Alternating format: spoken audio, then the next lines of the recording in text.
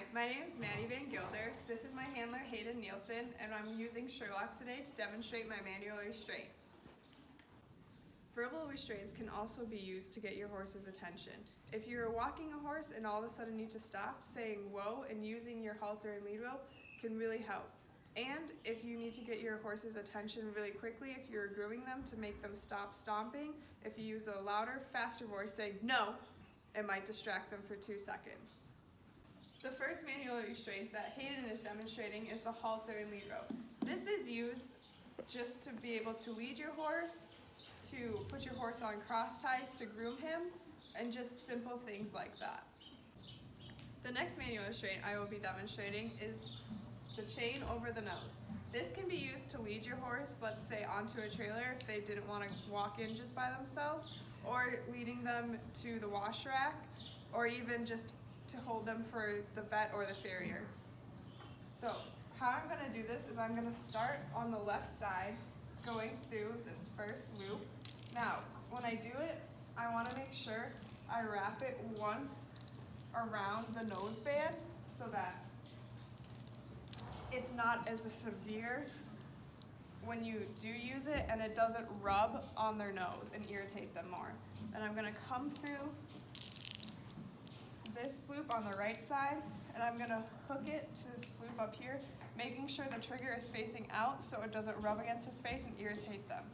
And then I'm going to come across and then just pull it so it's not too tight, but there's a restraint on his nose. The manual restraint that I'll be demonstrating is the lip chain. You never want to lead a horse by the lip chain, or you never want to cross tie a horse with a lip chain or even a nose chain. This is more severe than the nose chain just because of where it is located. So how I'm going to do it is I'm going to start it like I would with the nose chain, but instead I'm not going to cross it and loop it around the nose band because you need the extra length.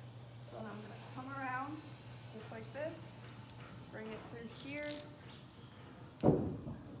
and have the trigger again pointing out. So then when I do this, I'm going to put it in between my fingers through my hand. I'm going to lift his lip up, and I'm going to lay the chain across his gums, making sure that it is all straight and none of it is twisted. And then I'm going to have a constant hold on it. I'm never going to jerk on a lip chain just because of how severe that would be. Manual restraint I will be demonstrating is the lip twine. The lip twine is a lot like the lip chain. You never want to lead with it, but it can be used for vet work, farrier, or even if you need extra help clipping. So how I'm going to start it is I'm going to tie it to this side.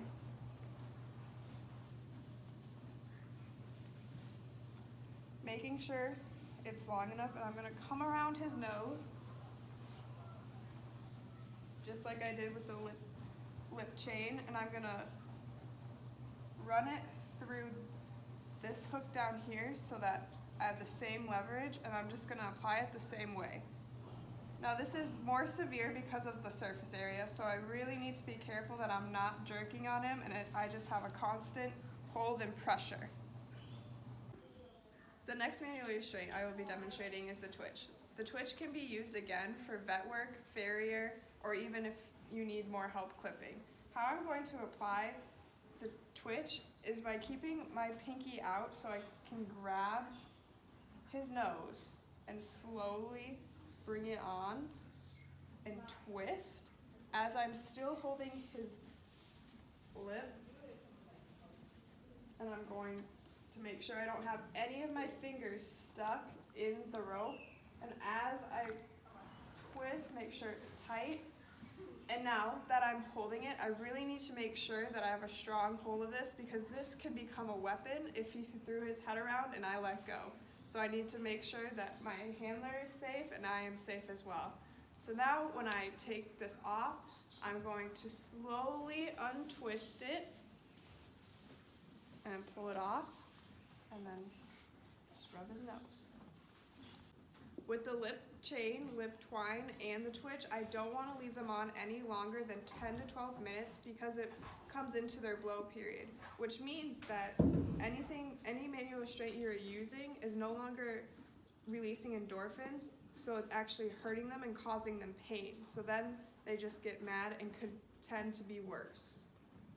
Here at William Woods, we do not utilize an ear twitch because it can actually do more damage than good, because when someone cups their ear for too long and pulls down, it actually is hurting them.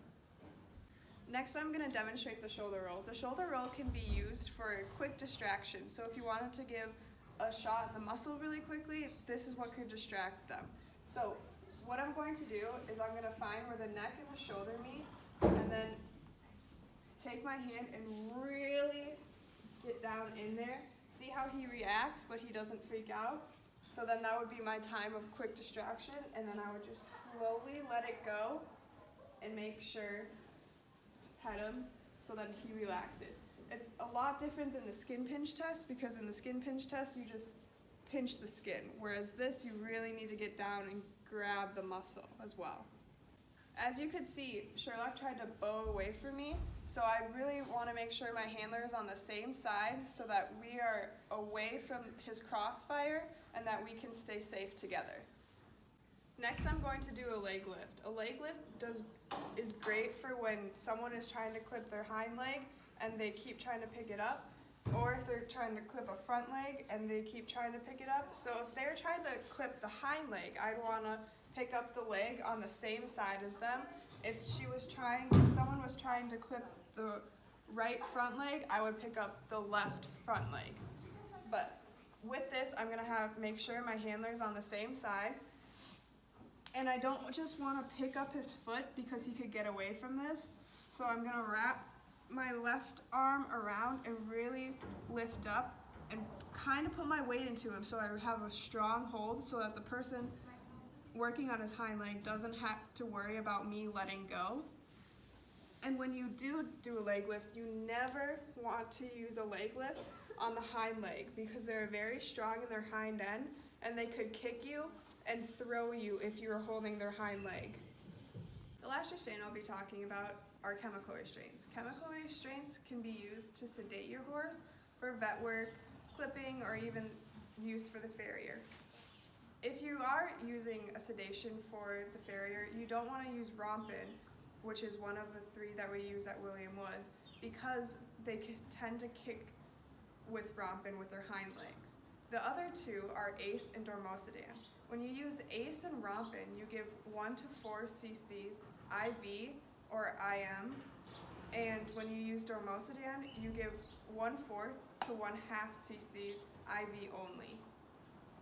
Thank you for watching my manual restraints, and thank you to Hayden for being a great handler, and thank you for Sherlock for letting me demonstrate my manual restraints on him.